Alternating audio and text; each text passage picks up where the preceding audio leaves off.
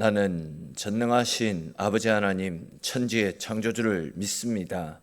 나는 그의 유일하신 아들 우리 주 예수 그리스도를 믿습니다. 그는 성령으로 잉태되어 동정녀 마리아에게서 나시고 본디오 빌라도에게 고난을 받아 십자가에 못 박혀 죽으시고 장사된 지 사흘 만에 죽은 자 가운데서 다시 살아나셨으며 하늘에 오르시어 전능하신 아버지 하나님 우편에 앉아 계시다가 거기로부터 살아있는 자와 죽은 자를 심판하러 오십니다. 나는 성령을 믿으며 거룩한 공교회와 성도의 교제와 죄를 용서받는 것과 몸의 부활과 영생을 믿습니다. 아멘. 우리 찬송 같이 드리겠습니다. 찬송가 310장, 찬송가 310장 같이 찬송 드리겠습니다.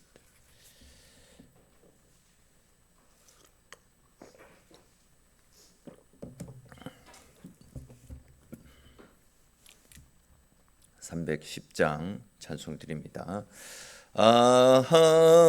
하나님의 은혜로 있을 데 없는 자 왜 구속하여 주는지 난 알 수 없도다. 내가 믿고 또 의지함은 내 모든 영편하시는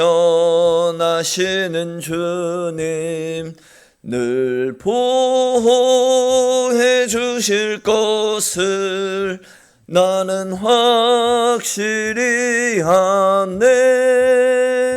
왜 내게 굳세 믿음과 또 복음 주셔서 내 마음이 항상 편한지 난 알 수 없도다. 내가 믿고 또 의지함은 내 모든 영편하시는 주님 늘 보호해 주실 것을 나는 확실히 아네. 왜 내게 성령 주셔서 내 마음 감동해 주 예수 믿게 하는지 난 알 수 없도다. 내가 믿고 또 의지함은 내 모든 영편하시는 주님 늘 보호해 주실 것을 나는 확실히 아네. 주 언제 강림하실지 혹 밤에 혹 낮에 또 주님 만날 그곳도 난 알 수 없도다. 내가 믿고 또 의지함은 내 모든 영편하시는 주님 늘 보호해 주실 것을 나는 확실히 아네. 아멘. 오늘부터 해서 고린도전서 말씀 살펴보게 됩니다. 고린도전서 1장 1절에서 9절까지 말씀입니다.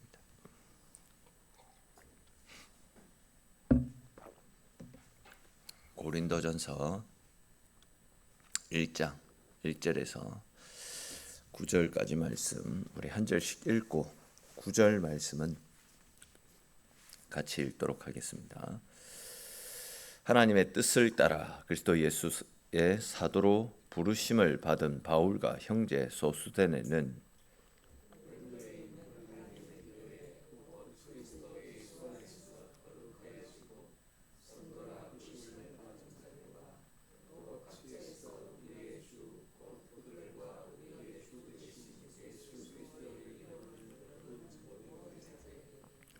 하나님 우리 아버지와 주 예수 그리스도로부터 은혜와 평강이 있기를 원하노라.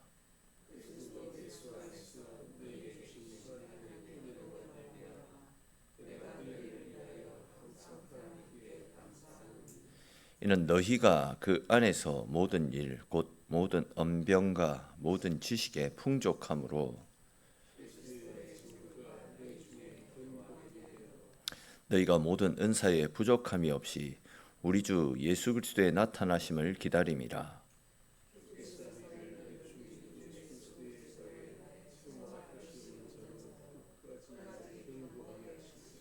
같이 읽겠습니다. 너희를 불러 그의 아들 예수 그리스도 우리 주와 더불어 교제하게 하시는 하나님은 미쁘시도다. 아멘. 오늘부터 해서 이제 복 있는 사람 큐티 교제 순서에 따라서 고린도전서 말씀을 묵상하려고 합니다. 잘 알고 계시는 것처럼 고린도전서는 사도 바울이 고린도 교회에 보내는 편지글입니다. 고린도는 오늘날로 치면 이제 그리스 지역이라 보시면 됩니다. 근데 이제 이 편지가 기록될 당시 고린도 이 지역은 해상 무역의 중심지였습니다. 그러다 보니까 이제 굉장한 부가 있었습니다. 또 이제 그 부가 굉장히 많다 보니까 그 돈을 가지고 향락과 사치, 불의한 일들을 행하는 사람들이 많이 있었습니다. 그런 곳에 이제 바울이 찾아가서 1년 반 동안 복음을 전하면서 세웠던 교회가 바로 이 고린도 교회였습니다. 근데 바울이 또 다른 복음 사역을 위해서 고린도를 떠나고 나자 얼마 지나지 않아서 고린도 교회 가운데 이런저런 다양한 문제가 발생하게 됩니다. 예를 들면 이제 교회 안에 나는 바울에게서 세례를 받았다. 나는 아볼로에게 세례를 받았다. 나는 베드로파다. 나는 예수파다. 이런 식으로 누구에게 세례를 받았느냐. 이런 문제들이 그들 가운데 어떤 파벌로 번지게 됩니다. 그리고 부자와 가난한 사람들 간에 어떤 계층별 갈등도 발생하게 되었습니다. 또 하나님께서 교회 가운데 참 많은 은사를 부어주셨는데 그 은사를 교회와 성도들을 위해서 또 복음을 위해서 사용하기보다도 내가 너보다 더 우위에 있다. 그 은사를 서로 자랑하면서 상대보다 내가 더 뛰어난 사람이다. 이런 생각들을 가지면서 교회를 혼란 가운데 빠뜨리는 무리들이 있었습니다. 이것 말고도 당시 고린도 교회 가운데 이런저런 다양한 갈등들이 성도들 가운데 생겨나서 그 갈등으로 교회가 참 이런저런 다양한 위기 속에 빠져 있었는데 이런 고린도 교회의 모습을 전해 들었던 사도 바울이 고린도 교회를 다시금 말씀으로 바로 세우기 위한 목적으로 기록해서 보내었던 편지가 바로 이 고린도전서 말씀이다 보시면 되겠습니다. 바로 이런 배경을 바탕으로 이제 고린도전서가 기록되었다라는 사실을 미리 인지하시고 말씀을 살펴보시면 조금 더 도움이 되리라 생각되어지는데 또 뿐만 아니라 이전에 이 고린도 교회가 가지고 있었던 이런저런 다양한 문제들은 사실 따지고 보면 오늘날 이 시대에 교회 가운데 우리들 역시도 동일하게 겪고 있는 문제다라고 할 수 있을 것입니다. 그렇기 때문에 우리는 이 고린도 교회에 주시는 말씀을 오늘날 우리에게 주시는 말씀으로 받고 그 말씀을 통해서 우리를 돌아보고 또 우리의 삶 역시도 다시금 십자가의 복음 앞에 우리 자신을 바로 세워나가는 새로운 계기로 삼으면 좋겠다 생각되어집니다. 자, 먼저 본격적으로 말씀을 살펴볼 건데 먼저 1절을 보시면 바울은 자기 자신을 가리켜서 하나님의 뜻을 따라 그리스도의 사도로 부르심을 받은 바울이다. 이렇게 편지를 시작하고 있습니다. 자, 그렇다면 여러분 바울은 왜 자신을 사도라고 표현하면서 편지를 기록하고 있는 것이겠습니까? 자기를 높이기 위해서겠습니까? 아니면 자기 권위를 드러내기 위해서겠습니까? 아닙니다. 바울은 이렇게 편지를 통해 자신의 사도권을 드러내고 있는 이유는 자신이 전하는 복음이 사람의 생각이나 자기 개인의 사견을 말하는 것이 아니라 하나님께서 주신 하나님의 말씀을 바탕으로 보내는 편지임을 강조하기 위해서였습니다. 즉 내가 지금 당신들에게 전하고자 하는 이 말씀은 내 개인의 사사로운 이야기가 아닙니다. 하나님께서 맡기신 복음입니다. 그러므로 내가 전하는 말씀을 하나님께서 주시는 말씀으로 받아들이고 이 말씀 앞에 순종하십시오. 바로 이런 의미로 자신의 사도권을 이야기하면서 편지를 시작하고 있는 겁니다. 또 이어지는 2절을 보시면 바울은 고린도에 있는 하나님의 교회, 곧 그리스도 예수 안에서 거룩하여지고 성도로 부르심을 받은 자들, 이런 식으로 이제 고린도 교회 성도들을 표현하고 있습니다.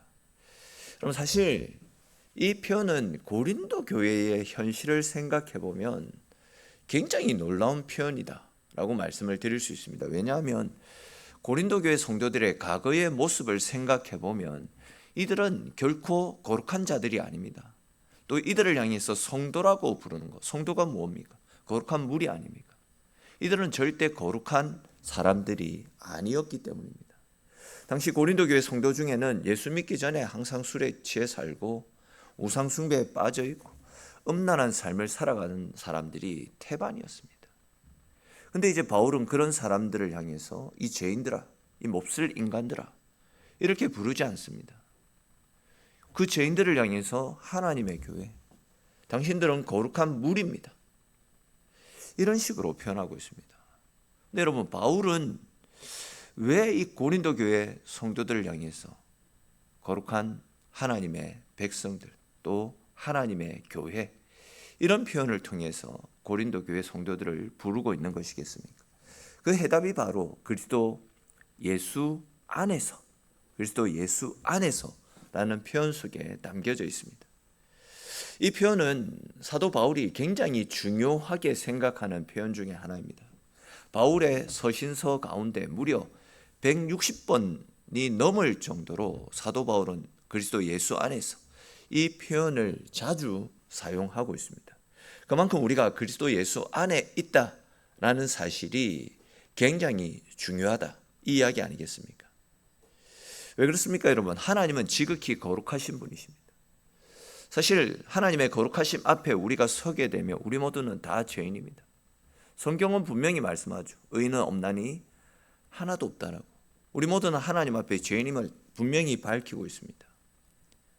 그렇기 때문에 우리의 있는 모습 그대로를 가지고 가면 결코 하나님의 영광에도 이르지 못하게 됩니다.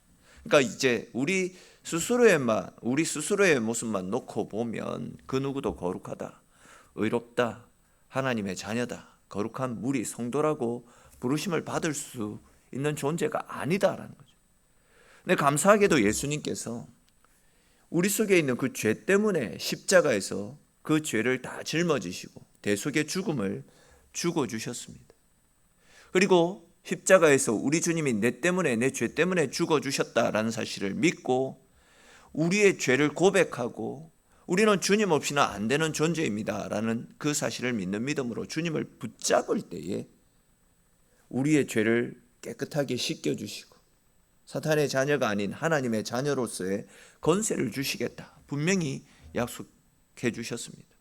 그러니까 우리가 완전해서, 우리가 의로워서 진짜 하나님의 자녀, 거룩한 무리가 되어지는 것이 아니라 우리의 연약함에도 불구하고 우리가 그리스도 예수 안에 있기 때문에, 우리의 연약함을 위해서 예수님이 죽어주셨기 때문에 그 예수 그리스도의 은혜로 말미암아 우리가 주님 안에 머물러 있기만 하면 하나님의 자녀, 주의 백성, 거룩한 무리라고 칭함을 받을 수 있게 되는 것입니다.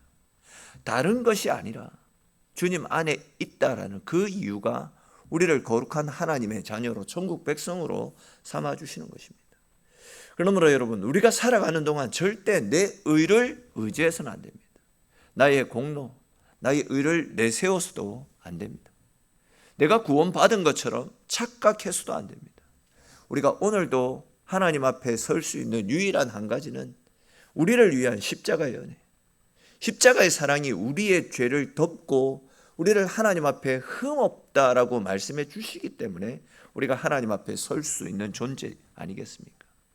우리 모두가 십자가의 은혜로 말미암아 구원받은 하나님의 백성임을 기억하시고, 더 나아가 우리는 십자가 없이는 아무것도 아닌 존재다라는 것을 꼭 기억하면서 언제나 십자가를 붙잡고 그리스도 예수 안에서 주님만을 바라보며 주님 안에서 살아가시는 저와 여러분들이 되시기를 주님의 이름으로 축원합니다. 또 이제 이어지는 4절 말씀 보십시오. 바울은 그리스도 예수 안에서 너희에게 주신 하나님의 은혜로 말미암아 내가 너희로 말미암아 항상 하나님께 감사하고 있다, 이렇게 이야기하고 있습니다. 그러니까 이제 고린도 교회를 생각할 때에 바울 안에는 항상 감사가 나타난다라는 거죠. 그리고 이어지는 5절부터 7절까지 말씀해 보시면 바울이 왜 고린도 교회 성도로 말미암아 감사하고 있는지 그 이유를 소개하고 있습니다. 보시면 고린도 교회는 모든 언변, 모든 지식이 풍족했고 은사에도 부족함이 없었고 그리스도의 나타나심을 기다리는 열심도 있었다라고 이야기하고 있습니다. 즉 하나님께서 고린도 교회 가운데 많은 은혜와 많은 은사를 부어주셨기 때문에 감사를 한다라는 거죠. 앞에서도 말씀드렸듯이 그들은 참 못난 사람들입니다. 돈이 많다 보니까 항상 죄 가운데 빠져 살아갔던, 굉장히 음란하고 사치 또 향락에 빠져 살아갔던 사람들인데, 그런 사람들을 구원해 주신 것도 감사한데 그들에게 은사도 주시고 그들에게 풍요로운 하나님의 은혜를 부어주신 것, 그런 것들이 바울의 입장에서 복음의 관점에서 생각해 보니까 너무 귀하고 너무 감사했다라는 겁니다. 근데 이제 문제가 있었습니다. 그것이 무엇이었냐면 그들은 은사가 많았고 지식도 많았습니다. 그런데 이제 그 은사를 가지고 서로를 세워주기보다도 자기를 드러내고 자신을 가시하고 다른 사람을 업신여기고 교회의 분열을 일으키는데 은사들을 사용하고 있었다라는 겁니다. 앞에서도 잠시 언급했듯이 하나님이 우리에게 은사를 주시는 것은 그 은사를 가지고 교회를 교회되게, 주의 복음을 더욱더 효율적으로 감당하게 하시기 위해서 연약한 자들을 세우고 교회가 더욱더 은혜스럽게 세워가게 하시기 위해서 은사를 주신 것입니다. 그런데 고린도 교회는 그 은사를 잘못 사용했다는 거죠. 나에게는 이런 은사가 있다, 내가 가진 은사가 저 사람이 가진 은사보다도 더 크고 놀라운 은사다, 이런 말들로 하면서, 이런 말들을 통해서 이제 그들이 가진 은사가 자기 자신을 교만하게 만들고 있었던 것입니다. 그래서 하나님께서 교회를 세우라고 주신 은사가 오히려 그들에게는 교회를 무너뜨리고 교회를 사단에게 내어주는 잘못된 통로로 사용되어지고 있었다라는 겁니다. 오늘날 이 시대에도 얼마나 이런 일들이 많이 있는지 모릅니다. 하나님께 받은 은사를 자기를 높이는 데 사용합니다. 사람들에게 인정받기 위해 사용합니다. 심지어 어떤 사람들은 그런 은사들의 근원이 자기 자신에게서 비롯된 것이다 라고 착각하는 사람도 있습니다. 근데 아시겠지만 은사는 내 것이 아닙니다. 하나님께서 거저 주신 선물입니다. 그리고 그 선물의 목적은 단 하나입니다. 교회를 교회되게 하는 것, 그리스도의 복음을 증거케 하시기 위해서 우리에게 은사를 주신 것입니다. 그렇기 때문에 우리는 하나님의 백성이기에 당연히 그 은사를 사모하며 살아가야 됩니다. 하나님으로부터 더 큰 은사를 받기 위해서 그 은사를 사모하는 마음으로 은사를 내려달라고 간구하는 삶을 살아갈 수 있어야 됩니다. 근데 중요한 것은 그 은사를 가지고 절대 자기를 드러내어서는 안 됩니다. 교회를 세우고 연약한 성도들을 붙들어주고 누군가를 위로해주고 교회가 말씀 가운데 사랑으로 하나됨을 위해서 그 은사를 사용할 수 있어야 됩니다. 그렇게 하나님께서 우리에게 선물로 주신 귀하고 값진 이 은사들을 오직 주의 몸된 교회를 세워가는 일에 사용하게 될 때에 그 은사들을 통해서 또 교회가 건강하게 또 말씀대로 풍성하게 세워져 가게 되는 것입니다. 이러한 사실들을 꼭 기억하시고 은사를 사모하십시오.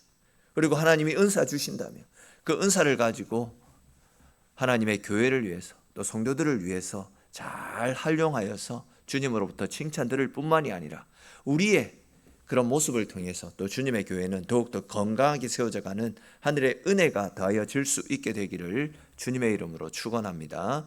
또 이제 마지막으로 8절 9절 말씀 보십시오. 바울은 주께서 너희를 우리 주 예수 그리스도의 날에 책망할 것이 없는 자로 끝까지 경고하게 하시리라, 이렇게 말씀하고 있습니다. 근데 사실 이 말씀은 당시 고린도 교회 상황을 생각해 보면 좀 이상한 말씀인 것 같다 생각되어집니다. 왜냐하면 당시 고린도 교회는 굉장히 혼란스러운 교회였습니다.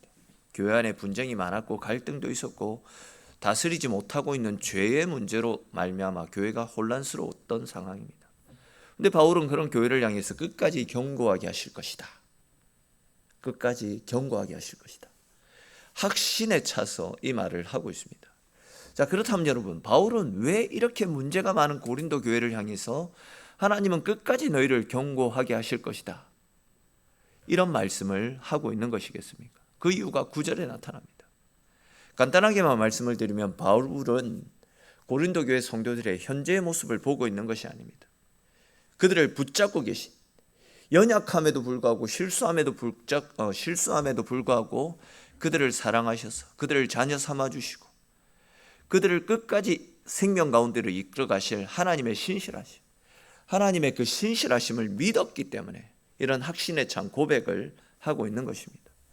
굉장히 큰 은혜라고 할 수 있습니다. 앞에서도 말씀을 드렸듯이 우리는 실수하는 존재입니다. 연약한 존재입니다. 넘어질 때가 너무 많이 있습니다.